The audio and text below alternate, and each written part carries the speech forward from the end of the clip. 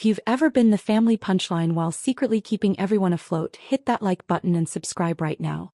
You're not going to want to miss what happened next. My sister Vanessa had always been good at presentations. Even as kids, she could sell anything: Girl Scout cookies, school fundraisers, elaborate lies about why her homework wasn't done. At 34, she turned that skill into what she called a career: Director of Strategic Growth at Hartwell Industries, our family's supposed legacy company. I say supposed because the truth was more complicated than the story she told at cocktail parties. I was standing in the hallway outside the executive conference room at Hartwell's Boston headquarters, watching through the glass walls as Vanessa arranged leather portfolios at each seat. The quarterly shareholder meeting was starting in 20 minutes. Inside, I could see Mom adjusting the floral centerpiece, because apparently a business meeting needed decorative touches, while Dad stood at the head of the table reviewing notes. The company my grandfather had founded in 1987 as a mid-sized industrial parts manufacturer had evolved over 3 decades. Or more accurately, it had struggled, pivoted badly, recovered partially, then struggled again.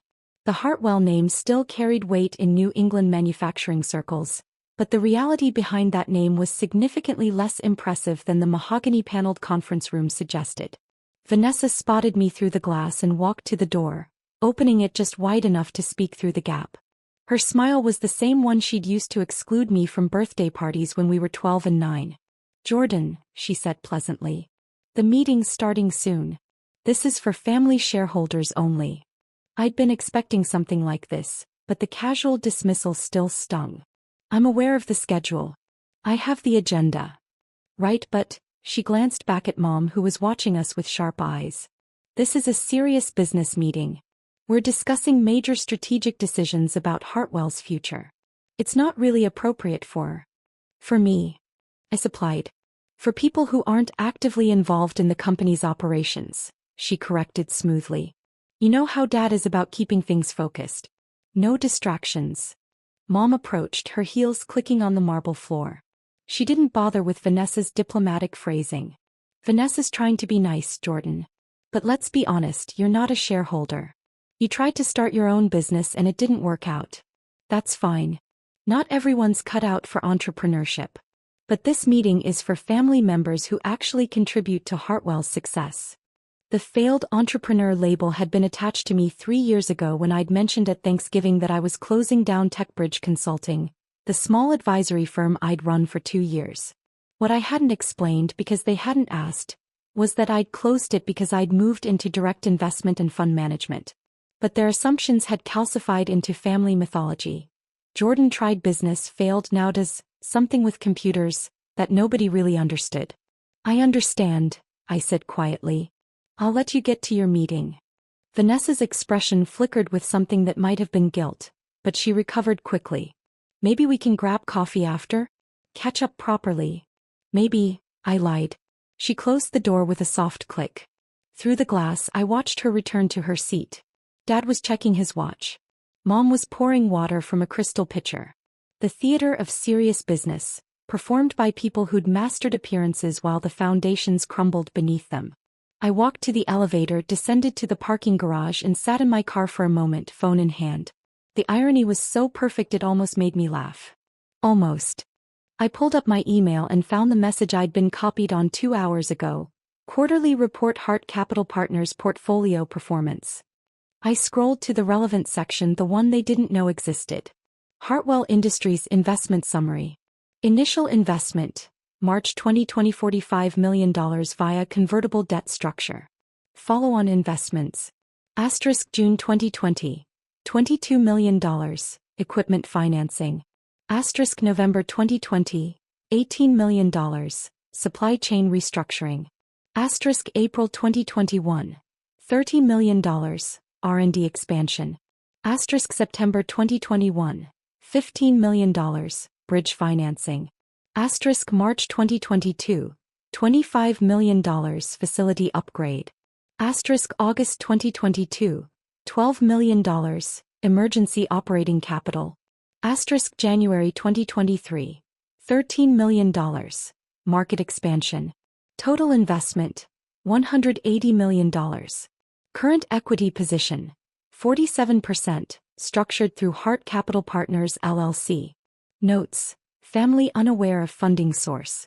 All investments processed through intermediary law firm. Monthly reports confirm continued operations viability dependent on Hart Capital continued support. I'd bought nearly half of my family's company over 3 years and they had no idea. The investment bank, the lawyers, the accountants. Everyone knew the funding was coming from Hart Capital Partners. What they didn't know was that Hart Capital Partners was me. Just me. Jordan Hartwell, the failed entrepreneur who wasn't allowed in shareholder meetings. My phone rang. Elena Vasquez, my attorney and the only person besides my accountant who knew the full scope of what I'd built. "I saw the meeting notice," she said without preamble. "Are you there?" "Just got excluded from the shareholder meeting." Vanessa said, "It's for family only." Elena's laugh was sharp. "The irony is incredible. What are you going to do?" I'd been asking myself that question for 3 years. Every time I'd wired another 7-figure investment to keep Hartwell Industries afloat. Every time I'd sat through a family dinner listening to Dad complain about ungrateful investors demanding too much oversight, while I literally paid for the meal with dividends from my ownership stake in his company. "I'm going to watch," I said finally. "Let them have their meeting. I want to see what they decide when they think I'm not involved. And then I'll decide if they deserve mercy." I hung up and pulled out my laptop, connecting to Hartwell's internal network through the access credentials I'd maintained from my brief internship there a decade ago. IT had never revoked them, another example of the company's sloppy operational practices. The conference room had integrated video recording for remote shareholder participation. I tapped into the feed, muted my end and watched. Dad called the meeting to order at precisely 10 a.m. 12 people sat around the table.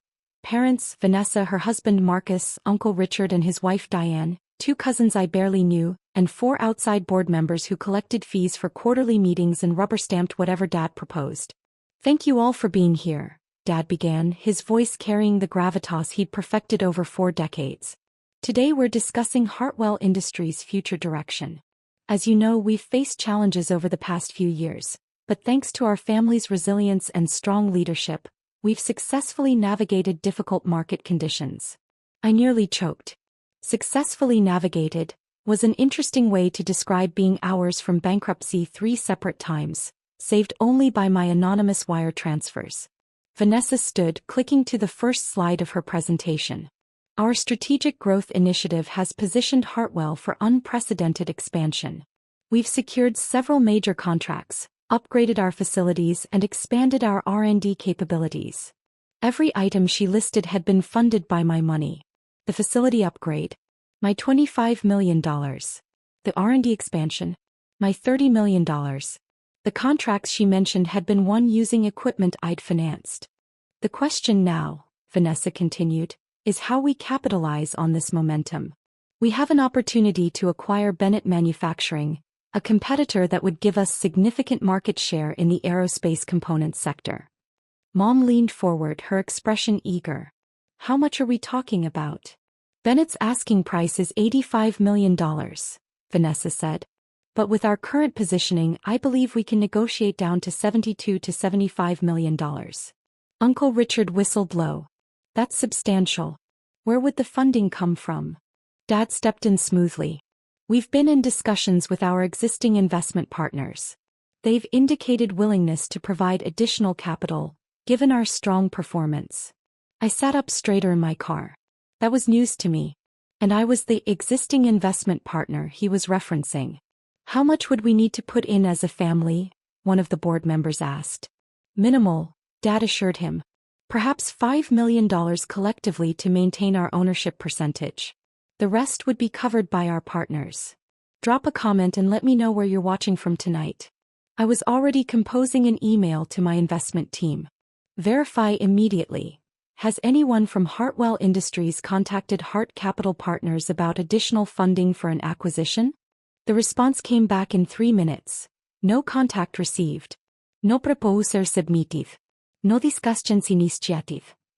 So Dad was planning to commit my money, $70 million of it, without actually asking me. Just assuming the anonymous funding source that had saved his company repeatedly would continue to write checks on demand. The meeting continued. They discussed the acquisition timeline, projected synergies, market positioning. Vanessa presented pro forma financials that looked impressive if you ignored the fact that Hartwell's current operations were only viable because of my continued support. There's one more thing, Mom said, her tone shifting to something more pointed. We need to discuss equity distribution. Vanessa nodded, advancing to a new slide. As we grow, we need to ensure ownership reflects actual contribution. Some family members have been more involved than others in building Hartwell's success. I knew where this was going before she said it. I'm proposing we restructure family holdings, Vanessa continued. Those of us actively managing the company should have larger ownership stakes. Those who aren't involved, she paused delicately, should consider divesting their shares back to active family members at a fair price. Who exactly are you talking about? One of my cousins asked, though his tone suggested he already knew. Jordan holds a small stake from Grandpa's estate, Vanessa said, as if I weren't her sister but some distant relation. 5%. Given that he's not involved in operations and the shares are relatively modest, I think we should offer to buy him out. It would simplify our ownership structure. My small stake from Grandpa's estate was actually 10%, not 5%. Another detail they'd gotten wrong through sheer negligence. But that wasn't what made my blood run cold. It was the casual dismissal, the assumption that I'd just hand over Grandpa's legacy because Vanessa wanted a cleaner cap table for her PowerPoint slides. I think that's reasonable, Mom agreed quickly.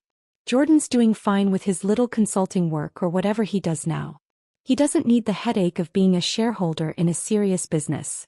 Dad nodded. I'll have the lawyers draft an offer. Something fair. Maybe 1.2x book value. Book value. 4 shares in a company whose actual value existed only because I'd invested $180 million to keep it functioning. Shares that, at fair market value given my capital infusion, were worth far more than the fire sale price Dad was proposing. There's one other consideration, Uncle Richard said carefully. Our mystery investor. Hart Capital Partners. They've been very generous with funding, but we don't actually know who they are or what they want. I've tried to get more information, Dad admitted. But they operate through layers of legal intermediaries. Anonymous LLC structures. The lawyers say it's not unusual for private equity firms to maintain confidentiality. It makes me nervous, Diane said. What if they decide to exercise control? They own, what, 40% of the company now? 47%, Vanessa corrected, consulting her notes. But they've been completely hands-off.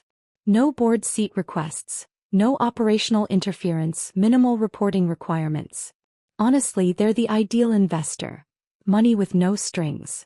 Marcus, Vanessa's husband, spoke up. He worked in private equity, which made his next statement particularly rich. That's actually unusual. Most investors at that level want significant control. The fact that they don't suggests either they're incredibly patient or they're planning something we haven't seen yet. Should we be concerned? Mom asked. I think we should be proactive, Marcus said. Before we move forward with the Bennett acquisition, we should try to get better terms from Hart Capital. Maybe even negotiate a buyback of some of their equity. Lock in majority family control before they wake up and realize what they own. I was taking notes now, documenting every word. My lawyer was going to love this. The meeting wrapped up with Dad assigning action items. Vanessa would lead the Bennett acquisition due diligence. Marcus would develop strategy for negotiating with Hart Capital, and the lawyers would draft the buyout offer for my shares.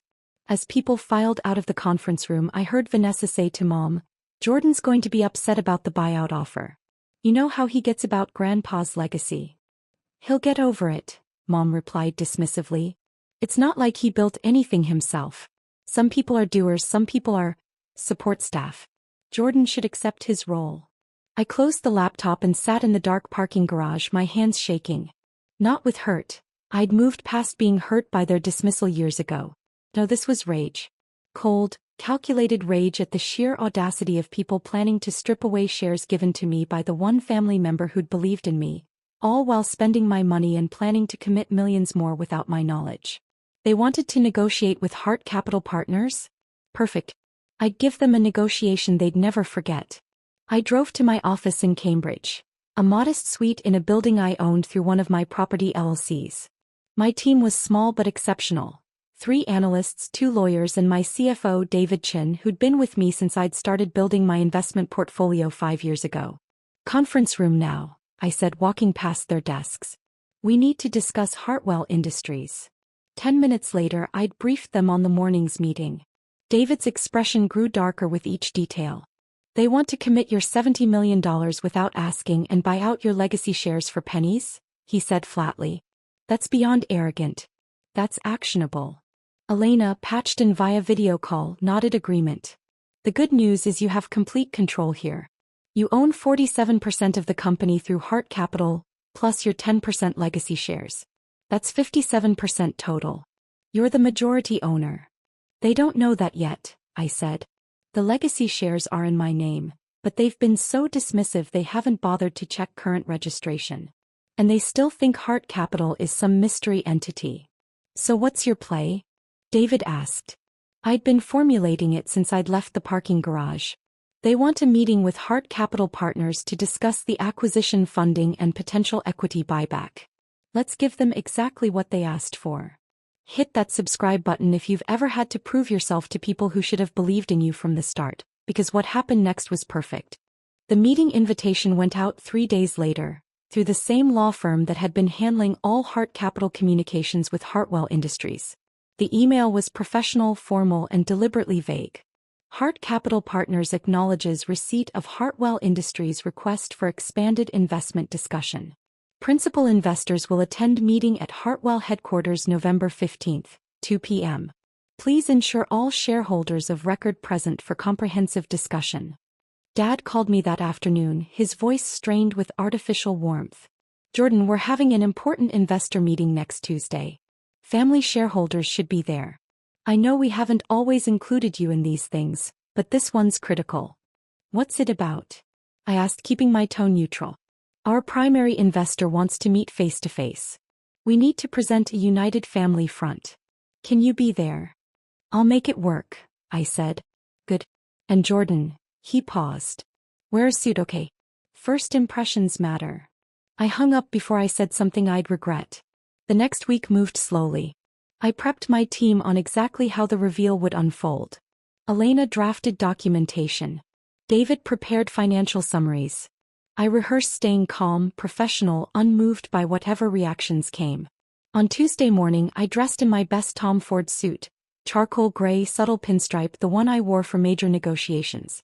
I arrived at Hartwell Industries at 1:45 p.m. and went straight to the conference room. The setup was almost comical in its transparency.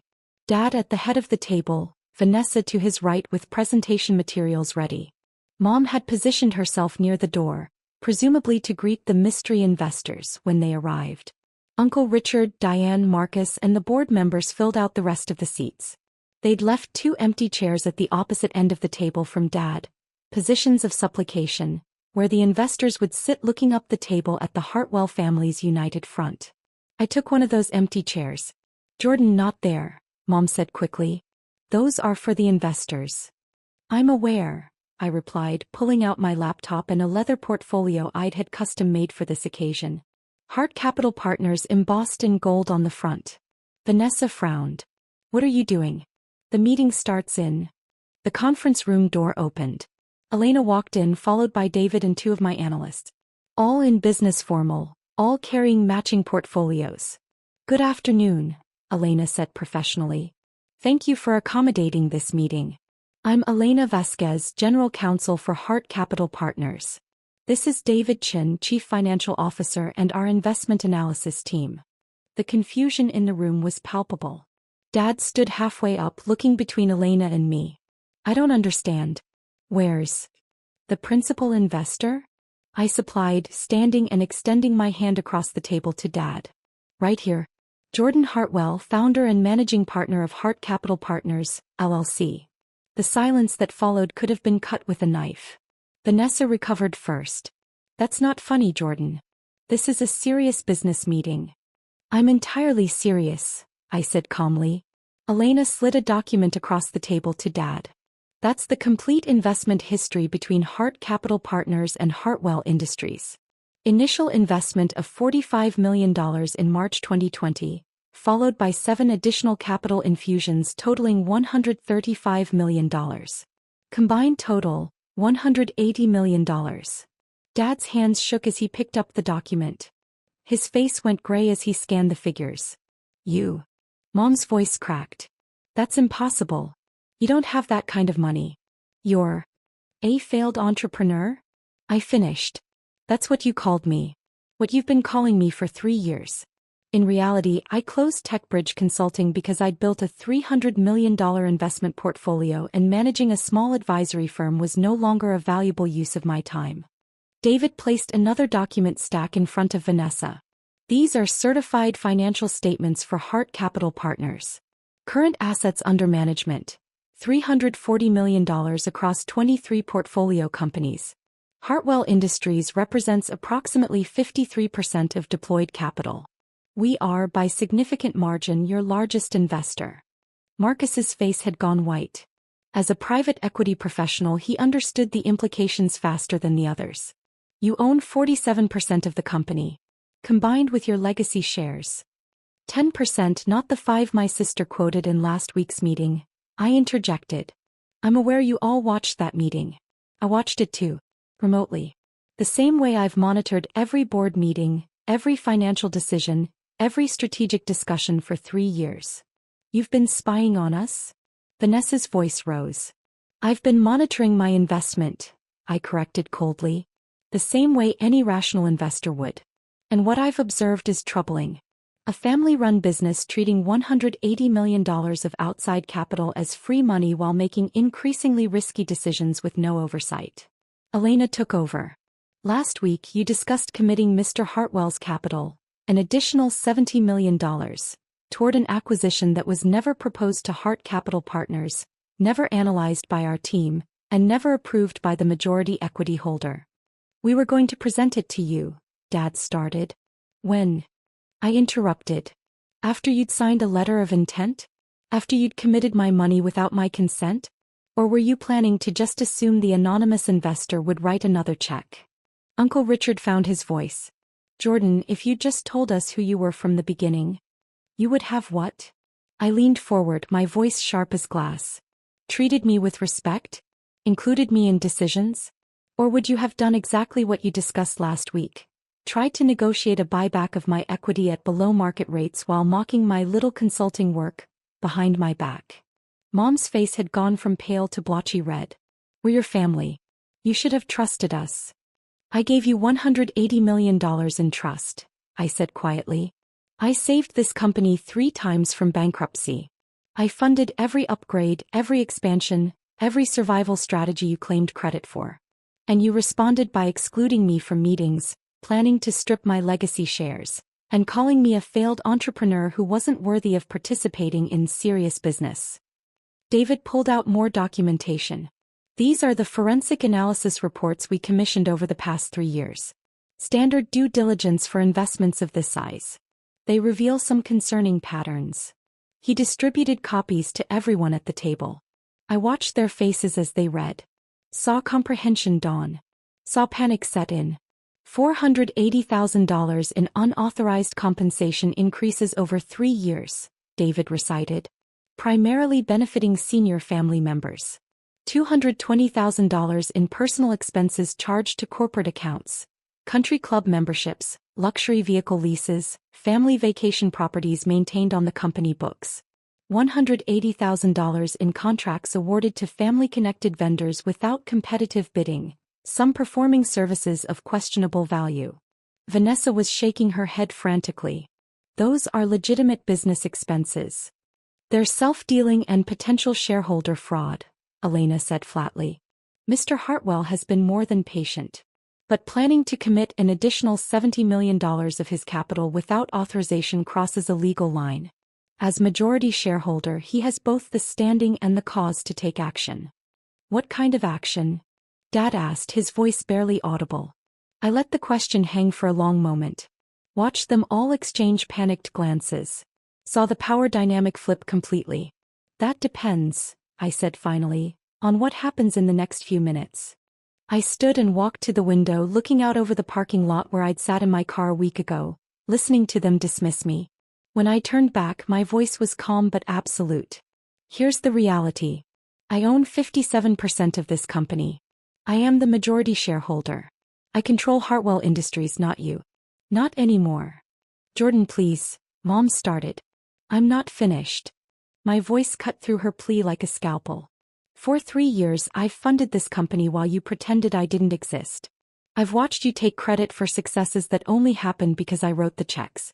I've listened to you mock me, exclude me, plan to buy out my legacy shares for a fraction of their value, all while spending my money like it was yours by right. I returned to my seat, hands flat on the table. You wanted a negotiation with Hart Capital Partners. This is that negotiation. Here are your options. Elena distributed one final document. Proposed corporate restructuring and governance reform, she announced. Option 1, I began. Accept the restructuring. I take formal majority control. We install independent board members with actual oversight authority. Family compensation gets reset to market rates, which are significantly lower than what you've been paying yourselves. Questionable expenses stop immediately. The Bennett acquisition gets proper due diligence, and if it proceeds, it does so on my terms with my funding approval. You're taking over the company? Vanessa said, her voice breaking. I already own the company, I corrected. I'm just done pretending I don't. If you accept these terms, you can continue in your current roles, under proper oversight at appropriate compensation following legitimate business practices. You'll still have your 43% equity stake. You'll still benefit from the company's success. But you'll no longer control decisions you're not qualified to make. And option 2? Uncle Richard asked quietly. I force a sale of the company to a third party. As majority shareholder, I can do that. You'll get fair market value for your shares, which is significantly less than you think, given the company's actual condition without my ongoing support. I'll likely take a loss on my investment, but I can afford it. You'll lose Grandpa's legacy, your jobs, your executive compensation, and any future equity appreciation. Hartwell Industries will cease to be a family business. It'll just be another acquisition on someone's portfolio. The room was silent except for someone's ragged breathing. I think it was Mom. Or option 3, I continued. I withdraw all support immediately. Stop funding operations. Call in the convertible debt, which becomes payable in full within 90 days per the terms you never actually read when you were desperate for my money. Force bankruptcy. You lose everything. I might recover 30 cents on the dollar as a secured creditor. You recover nothing. Dad's voice was hollow. You wouldn't destroy Grandpa's company. Grandpa's company died years ago, I said quietly. What exists now is the company I rebuilt with $180 million in 3 years of thankless work. The company you were planning to raid for another $70 million while buying out my shares and calling me a failure. Don't talk to me about what I would or wouldn't do to protect Grandpa's legacy. You've already done worse. Marcus spoke up, his private equity experience giving him clarity the others lacked. The first option. The restructuring. You'd let us stay. On merit, I confirmed. Vanessa is actually good at strategic positioning when she's not embezzling through creative accounting. Uncle Richard knows manufacturing operations. Dad understands client relationships. If you can perform your jobs competently under proper oversight, you keep them. But the nepotism, the self-dealing, the entitled spending, all of that ends today. We're your family, Mom whispered. You excluded me from that family, I replied. Repeatedly. Deliberately. You made it clear I didn't belong at your table. So I built my own table. One with better food and much better company. Now I'm offering you a seat at mine, but only if you follow my rules. Because it's my table. My company. My money that kept you all employed and pretending you were successful. Elena checked her watch. We need decisions today. The restructuring documents require signatures from all family shareholders. You have 2 hours to review and decide. Mr. Hartwell's offer expires at 5 p.m. I stood, gathering my materials. Conference room B is available for your discussions. I'll be in the executive office that used to be Grandpa's. The one Dad's been using. I'm reclaiming it. David and my team followed me out. Through the glass walls, I could see the Hartwell family frozen at the table, faces slack with shock. Elena touched my arm gently as we walked down the hallway. Are you okay? I will be, I said. Once I know they understand. Understand what? That family is supposed to be a gift, not a weapon. And when you use it as a weapon, don't be surprised when it cuts both ways. 2 hours later at 4:47 p.m., Dad knocked on the executive office door. He looked like he'd aged 10 years in one afternoon. "We'll sign," he said quietly. "The restructuring. Your terms. All of you. All of us. Vanessa's upset. Your mother is processing. But yes. All of us." I nodded, unsurprised. Option 1 was the only rational choice, and for all their faults, my family had survived this long by eventually seeing reason, usually at the last possible moment. "The independent board members will start next month," I said. "Compensation adjustments are effective immediately. Elena will handle the paperwork. You'll report to me until we find a proper CO, someone external with actual qualifications. You can stay as president if your performance justifies it." "And you?" Dad asked. "What will you do?" "My job. The one I've been doing for 3 years. Protecting my investment. Making sure Grandpa's company becomes what it should have been all along. Successful because of merit, not just family legacy." He nodded slowly, turned to leave, then paused. I'm sorry. We should have." "Yes," I interrupted. "You should have. But you didn't. And that tells me everything I need to know about what you would do versus what you say you would do. Words are easy, Dad. I'm interested in action now." He left without another word. The restructuring took 3 months to fully implement. Independent board members included 2 former Fortune 500 executives and a manufacturing industry consultant I'd known from my investing network. Vanessa kept her role but at 40% lower compensation and with actual performance metrics. Marcus was let go entirely. His contract included a clause about conflicts of interest, and his private equity work created too many potential issues.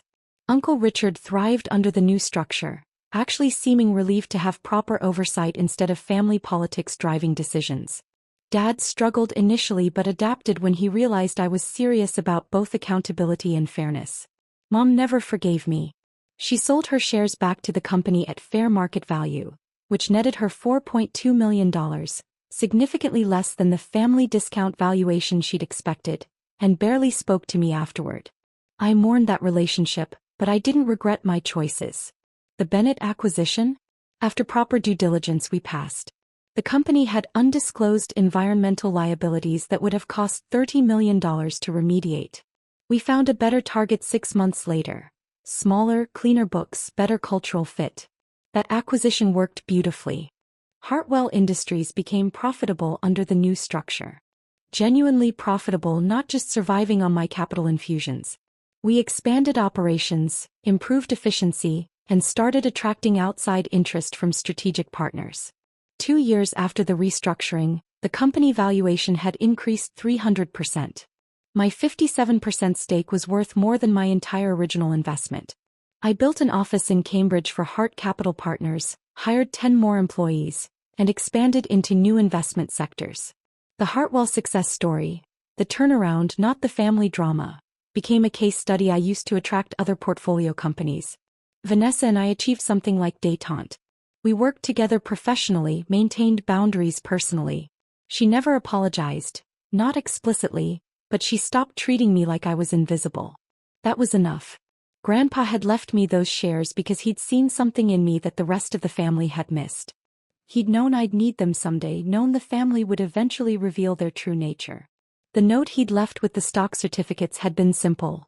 Use these wisely. Build something real. I had. Not despite my family's dismissal, but because of it. Every time they'd excluded me, I'd built something they couldn't control. Every time they'd called me a failure, I'd made decisions that proved them wrong. Every time they'd underestimated me, I'd quietly moved 10 steps ahead. The family dynamic settled into a new normal over the years. Holiday dinners remained awkward but functional. Dad and I developed a working relationship based on mutual respect rather than assumed hierarchy. Vanessa's children called me Aunt Jordan, and knew me as the CEO who'd saved their inheritance, not the scapegoat their mother had once dismissed. But I never forgot what they'd said in that conference room, planning to strip away my legacy while spending my money. Never forgot being blocked from my own shareholder meeting. Never forgot being called a failed entrepreneur by people whose success existed only because I'd funded it. Some things you forgive. Some things you just file away as lessons about who people really are when they think you can't fight back. I framed the first stock certificate Grandpa had given me and hung it in my office, next to a photo of him at the original Hartwell factory floor in 1987. Below it I added a small plaque with a quote I'd written: "Success isn't about proving people wrong. It's about building something so undeniable that they have to acknowledge what was always true." If you've ever had to walk away from being underestimated and just let your results speak for themselves, tell me your story in the comments. What would you have done? Sometimes the best revenge isn't destruction. It's just becoming exactly who you were meant to be, with or without their permission.